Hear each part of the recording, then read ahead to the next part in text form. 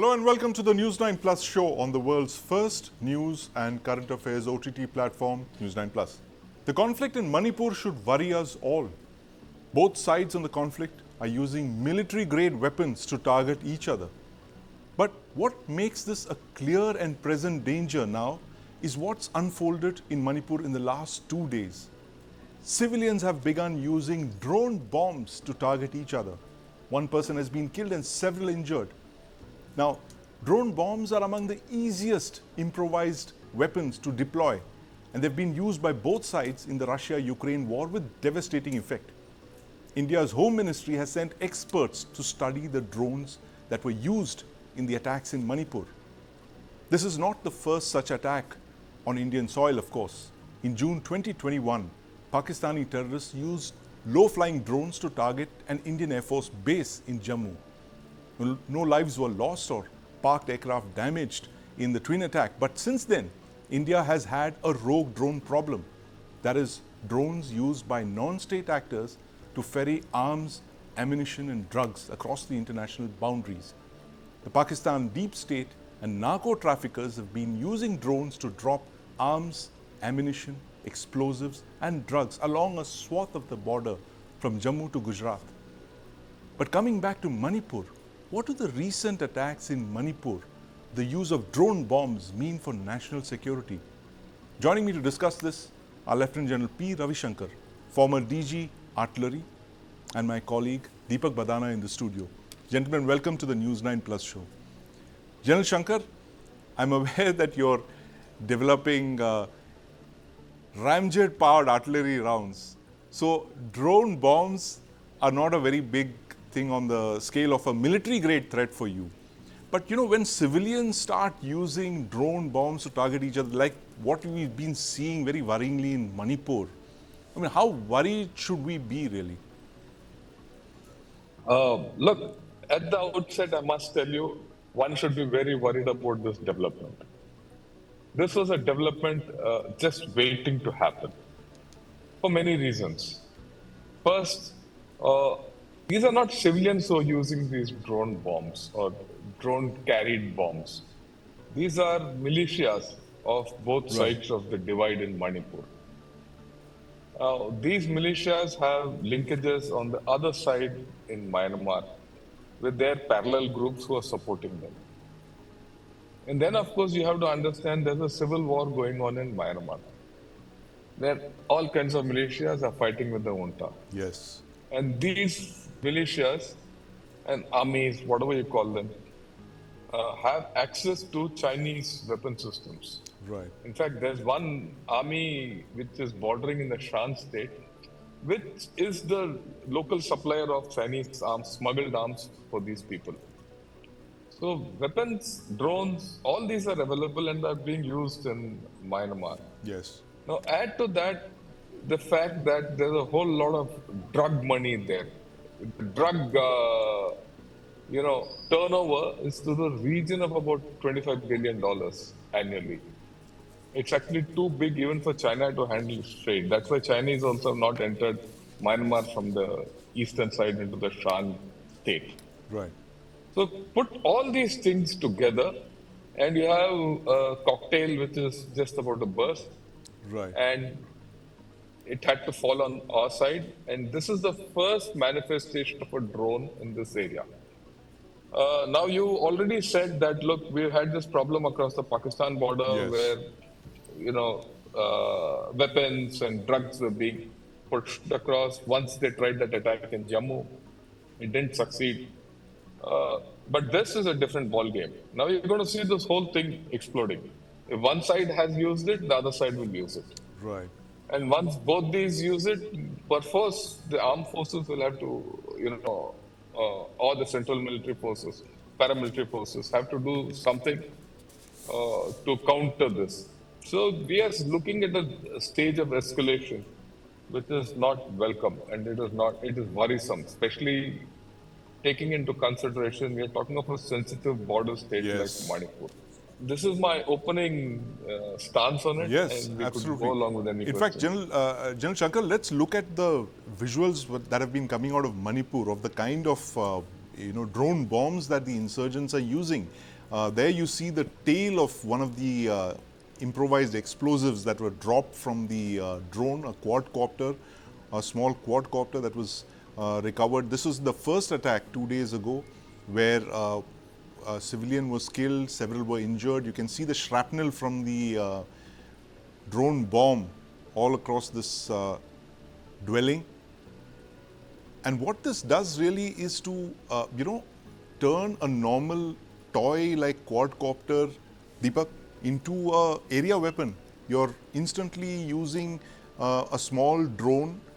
You're putting an explosive under it. You're just hanging an explosive under it, and then you're just launching it over the target. And what you've converted this small little drone bomb into an area weapon that's able to target without the launch, the adversary being in a visual sight of his target. I mean, that's a very worrying sight indeed, and demonstrating how this operates. If you see, this is how easy it is. This is a hexacopter that's flying there, taking off from a field of some kind.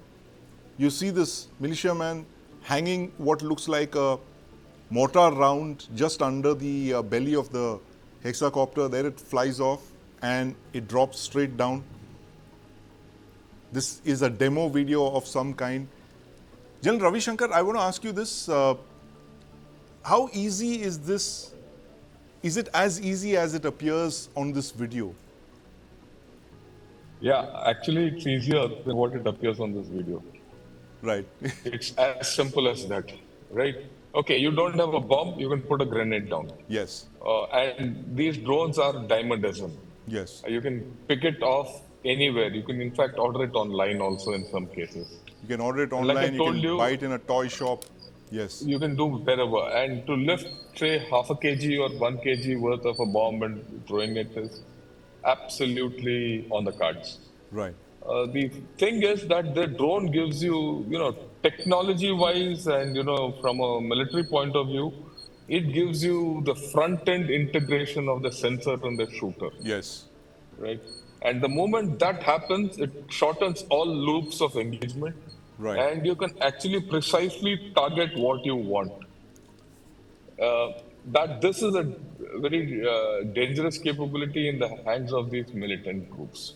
Absolutely. Okay. I'm going to ask General Ravi Shankar. Let me ask Deepak this now. Where did they get the know-how from, Deepak? You've been focusing on Myanmar. You did that story on the civil war within Myanmar, where you reported the fact that the Myanmar insurgents were using drones of the kind that we've been seeing here. Is it, as General Shankar said, that the possibility that the drones could have actually infiltrated from across the border, the know-how, the capability of using these came from Myanmar? I don't think there's any doubt about that.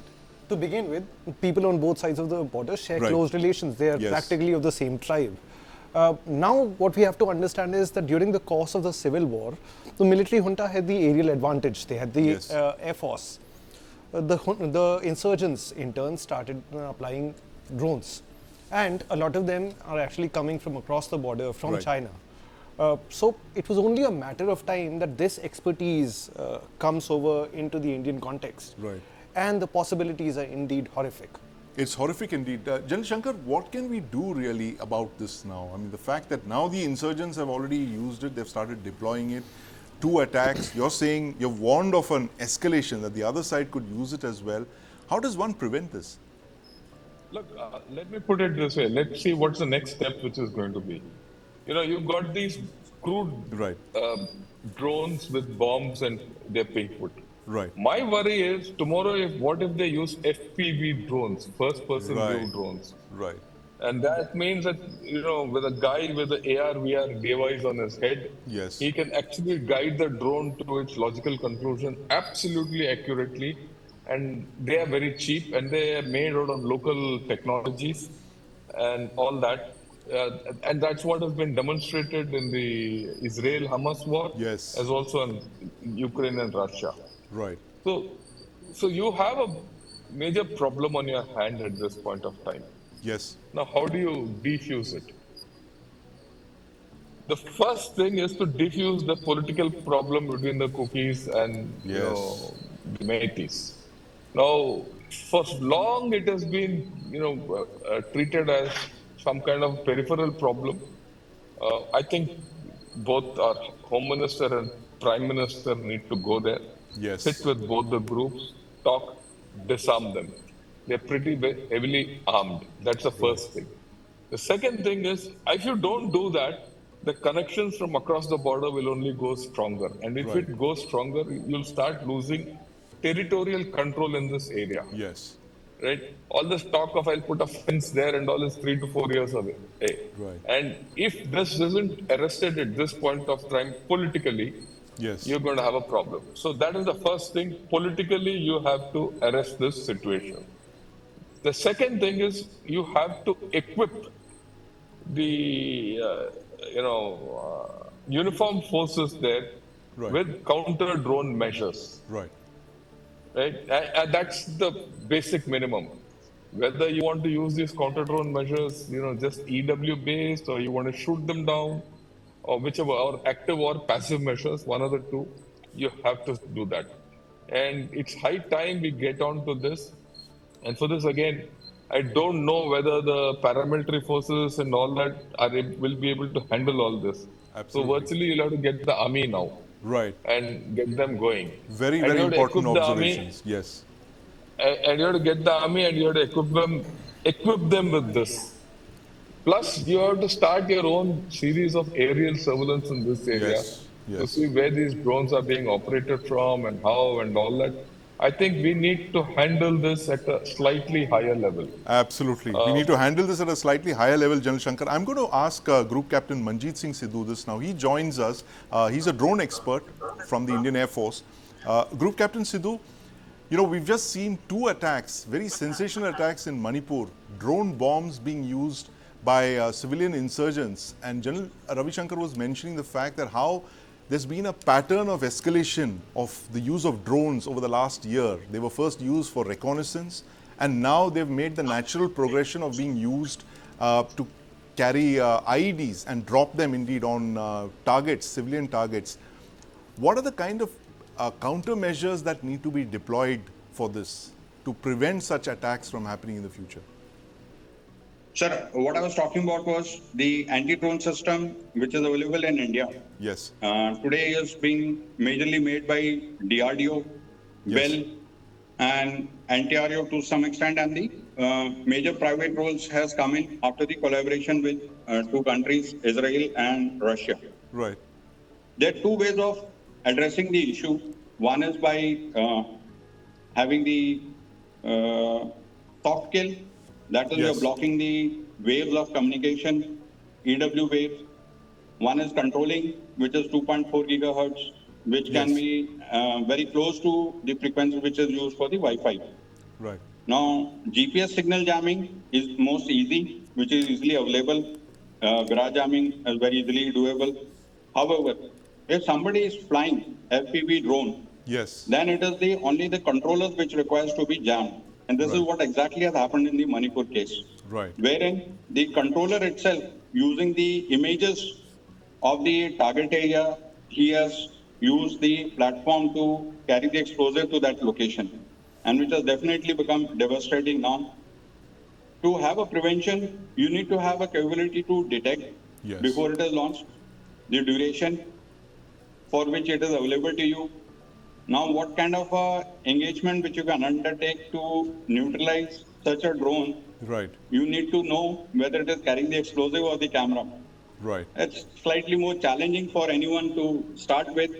However, the anti-drone system, general is to jam the GPS, and second is to nullify the controlling capability of the person. General Shankar, this Manipur is a large state. Several districts are affected by this ongoing crisis, this civil war, if you will. How do you know where to deploy all these countermeasures? Look, I would say you have to do a tactical appreciation as to where the fight is going on. Yes. After all, where the battle lines are clearly drawn. You generally know where these militants are operating, and generally you would get a fair idea as to what the targets are. Right. But beyond that, it's a search in the haystack. Right. Search for a needle in the haystack.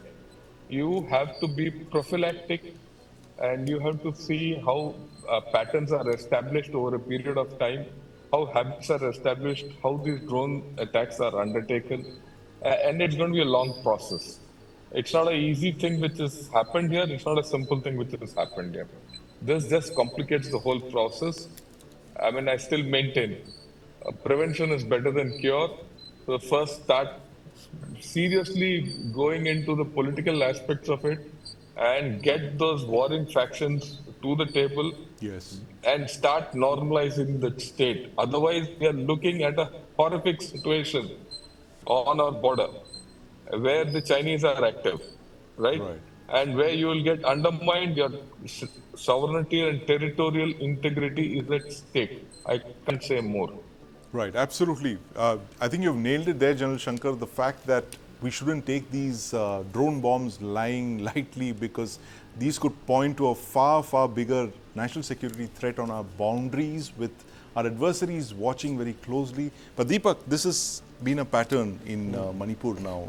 I think it's been simmering for far too long.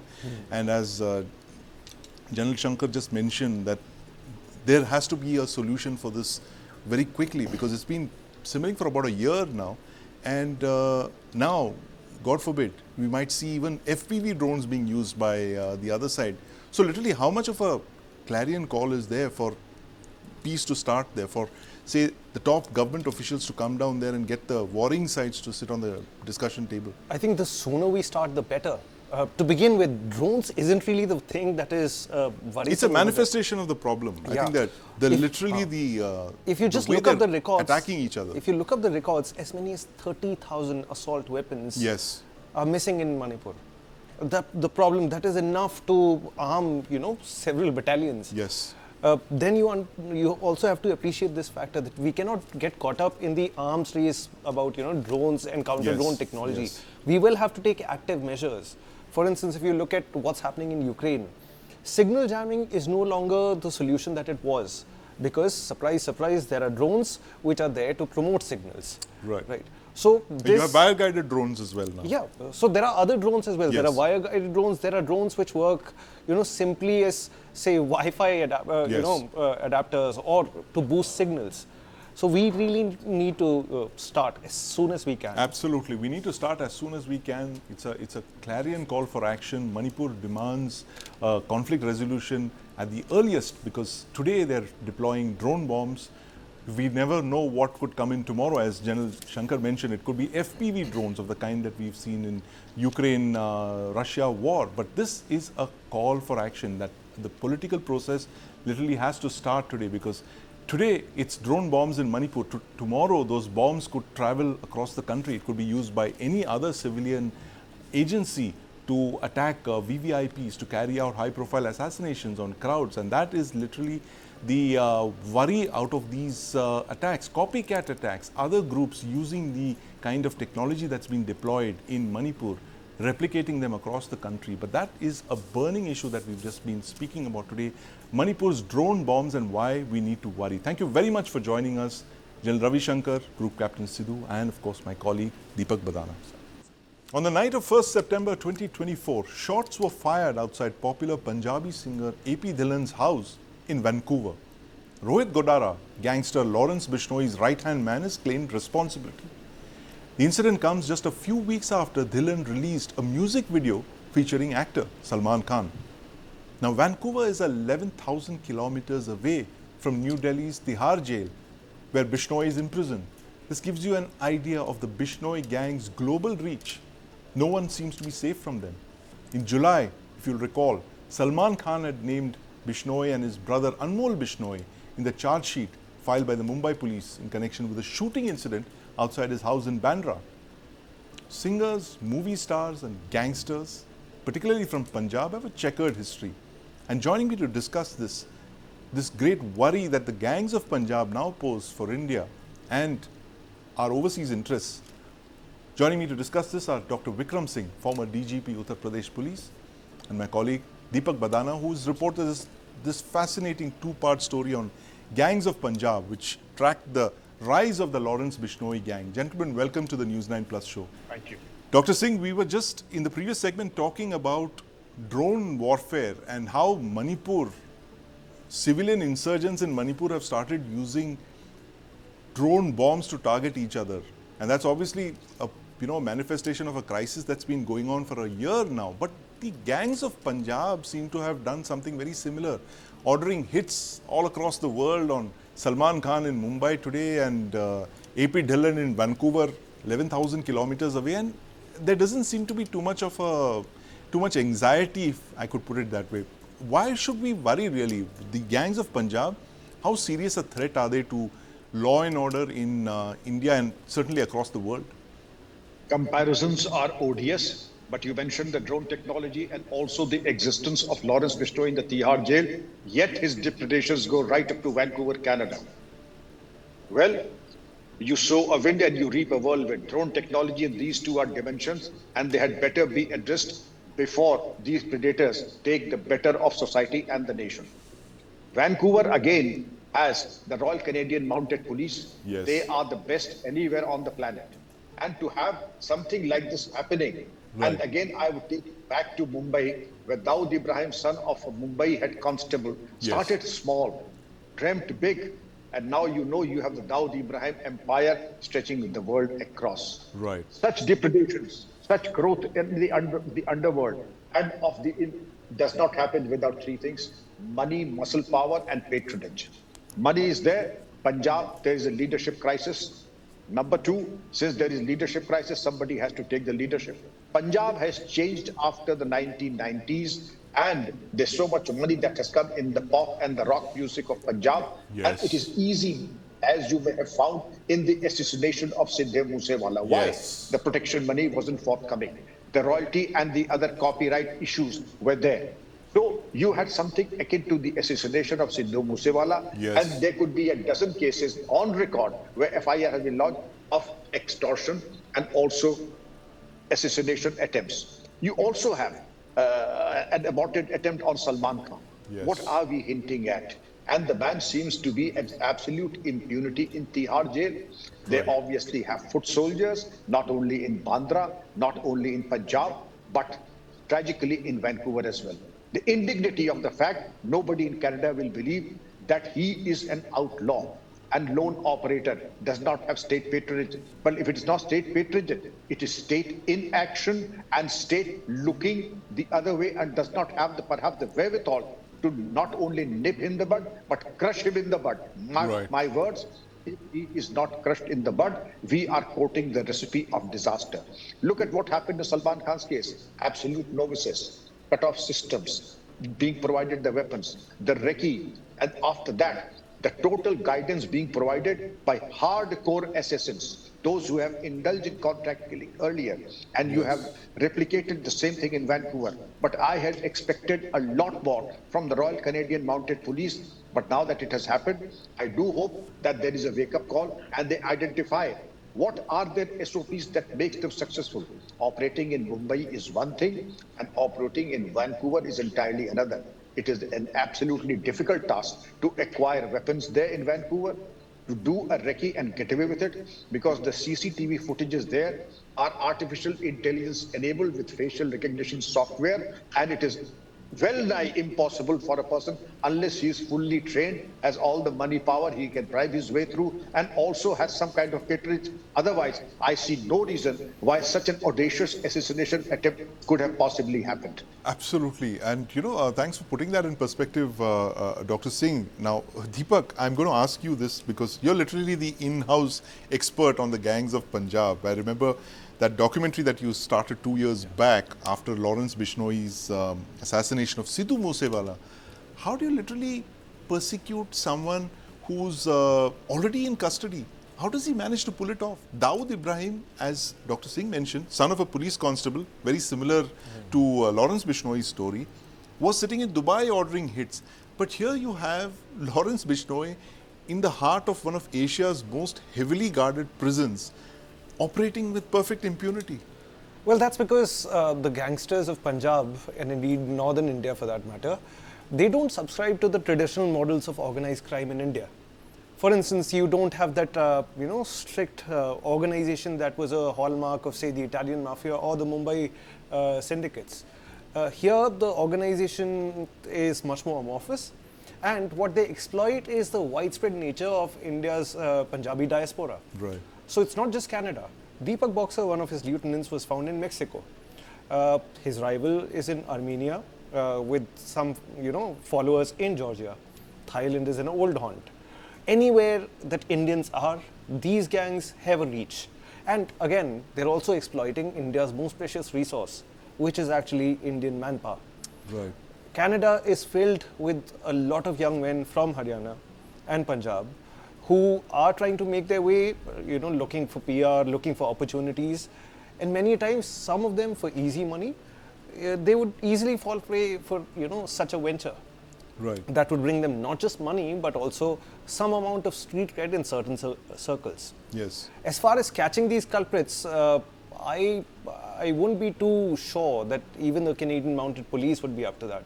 Why? Because a lot of Indians, there's a lot of movement between the two countries. Yes. So unless the circular has been issued, unless the individual has been identified, the would-be assassin has already left Canada. Right. In which case, for all their efforts, I don't see the mounted police doing much. Yeah, and this is the point that Dr. Singh made as well earlier on. I'm going to ask him that again. This point, sir, about the fact that why the law enforcement officials are turning a blind eye to this. One would have thought after Sidhu Moosewala's rather sensational daylight murder, I mean, it was horribly, I was shot multiple times, the kind of gangland style killing we haven't seen in years. One would have thought there would have been a wake-up call, but the gangs continue, they're traveling between continents, they're ordering hits, they're sitting in prison, they're releasing statements. Is there some kind of apathy in the state administration that they're not a serious enough threat that mitigate, that deserve attention? Why are they allowed to continue with their activities? The brazen manner in which these attacks have come about goes to show the scandalous amount of money involved. When I say the scandalous amount, there was a time when such operations could have been executed for something around 5 lakhs or 10 lakhs. Now that is chicken feed or loose change. Now if Sukesh Chandrasekhar's Tihar episode is any indicator, a couple of crores a day to bribe the officials there is the going rate. I'm so sorry to say that. And look at the action that has been taken. Suspension. What should have happened was that those jail officers should have been sent to jail in the same jail where there were superintendents or the officers there. Right. They should be dismissed from service, their property attached. But obviously, money has its own different language, whether it's Vancouver or India. And I would say the scandalous amount of money that is being earned by these gangsters and the way Sukesh Chandrasekhar invested his money, I think these people know how to grease the palm and get away. Because I fail to believe for once that where there is a will, there is a way. If the resolute nation and a department decides, they can give a befitting reply. But no such befitting reply seems to be in the horizon, either in Vancouver or at Tihar. Right, absolutely. Very dark prognosis there from Dr. Singh. You heard that. And of course from Deepak Badana, the fact that there doesn't seem to be enough will to crack down on these gangs of Punjab, whose writ runs across the world, it seems, from Delhi to Vancouver, as you just saw. And you can in fact watch Deepak Badana's 2-part series, Gangs of Punjab, only on the News9 Plus app for this issue that we've seen in the last 2 years. Dons running riot, shooters, gangsters from India to Canada.